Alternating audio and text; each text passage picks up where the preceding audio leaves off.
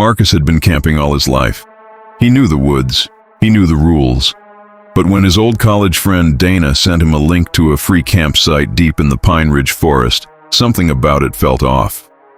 The listing was simple. Too simple. Private campsite, fully equipped. Wood stove inside cabin, no fee. First come, first served, leave no trace. There was no photo, no reviews, no contact name. Just a pin on a map and a set of GPS coordinates. Marcus texted Dana, "Where did you find this?" Dana replied fast, "Some outdoor forum, looked legit. Already booked it for the weekend. You in?" Marcus looked at the coordinates again. The pin sat in the middle of a thick green patch on the map. No roads nearby, no trails marked, no lake or river. Just trees. Dense, dark trees. He typed back, "Yeah, I'm in." He invited one more person, his coworker Ray, a loud, confident guy who never took anything seriously. Ray said yes before Marcus even finished explaining. 3 people, 1 cabin, 1 weekend. They drove out Friday evening, parked at the trailhead, and hiked 2 miles in with headlamps and heavy packs. By the time they found the cabin, the sky was black and the trees pressed in on all sides like walls. The cabin was small.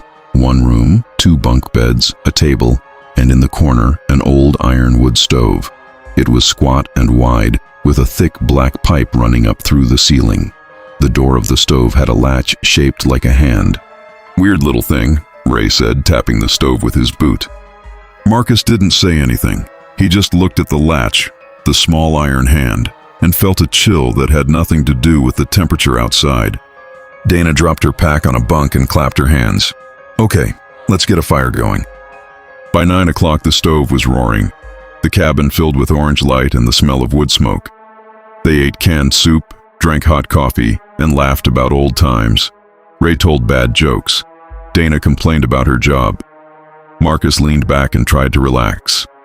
But the stove kept pulling his eyes back to it. It was too warm. That was the thing. Outside, it was barely cold, a mild autumn night.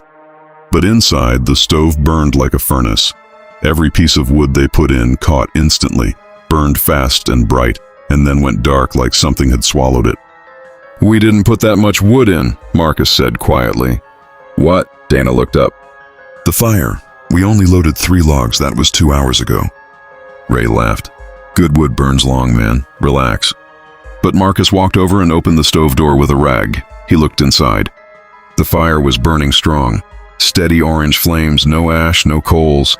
Just clean, constant fire, as if the wood never burned down at all. He shut the door. "Ray," he said slowly, "when did we last add wood?" Ray shrugged. "I don't know. Dana did it." Dana shook her head. "I haven't touched it since we lit it." The 3 of them stared at the stove. The iron hand on the latch seemed to glow faintly in the firelight. Or maybe that was just the heat. Marcus checked the time. 9:47 p.m. He checked his phone for signal. None. He knew that coming in, the trailhead had no service, and neither did the forest. But now, holding the dead phone in his hand, the silence of the cabin felt heavier than before. "Let's go to bed early," Marcus said. "Get up at dawn and hike back."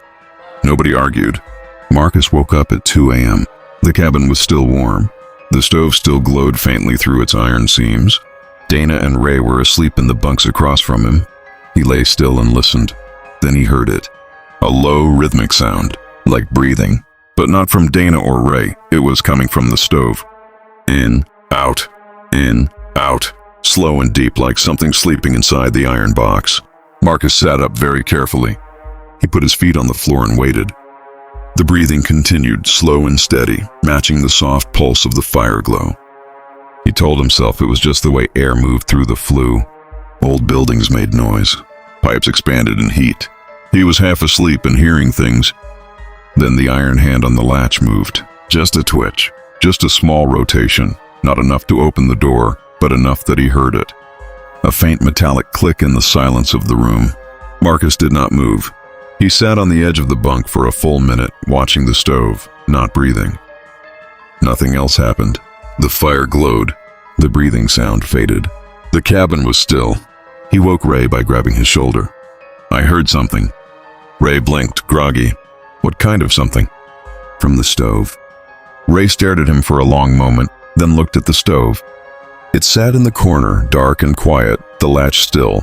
"You were dreaming," Ray said and rolled over. Marcus did not sleep again that night. In the morning, Dana found the note.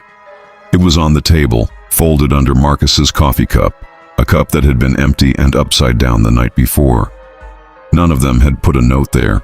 None of them had seen it when they went to bed. Dana unfolded it. The handwriting was neat, old-fashioned, like something written with a dipping pen. "You are warm now. You are fed. The stove is pleased. Do not leave before the third night. Those who leave early are followed home." Ray read it over her shoulder and laughed, but the laugh was short, too quick, and it didn't reach his eyes. "Someone put this here as a prank," he said. "That forum Dana found. Probably a ghost story thing. People camp here and spook each other." "Then who put it under the cup?" Dana asked. Ray opened his mouth, closed it. Marcus was already putting on his boots. "We're leaving, now. Pack everything." Marcus, now. They packed fast. Dana threw food back into bags. Ray dismantled the bunks quickly, trying to look calm but moving too fast, knocking things over.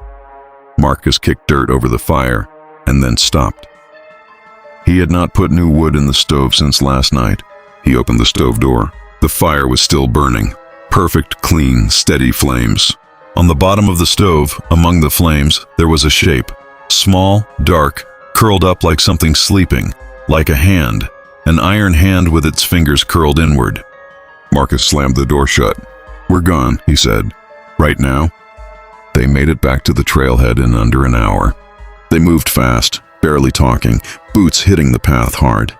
Marcus kept looking back over his shoulder, but the forest was quiet. No birds, no wind, just the soft crunch of their own footsteps. They reached the cars. Ray's hands were shaking as he unlocked his truck. "We don't talk about this," Ray said. "We just don't." Marcus nodded. Dana didn't say anything at all.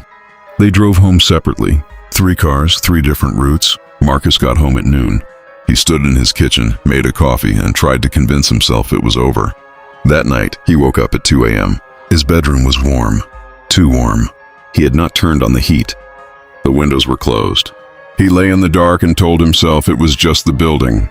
Old pipes, radiators. Then he smelled wood smoke.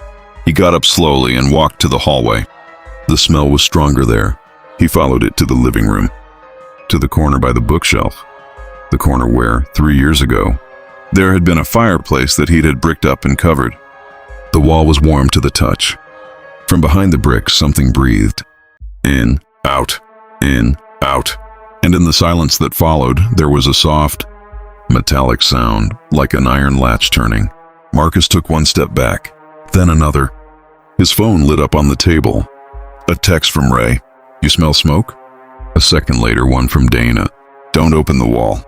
Marcus stood in the middle of his living room in the dark, the warm air pressing in around him. The breathing behind the bricks slow and patient and perfectly content. The stove had come home, and it was not cold anymore.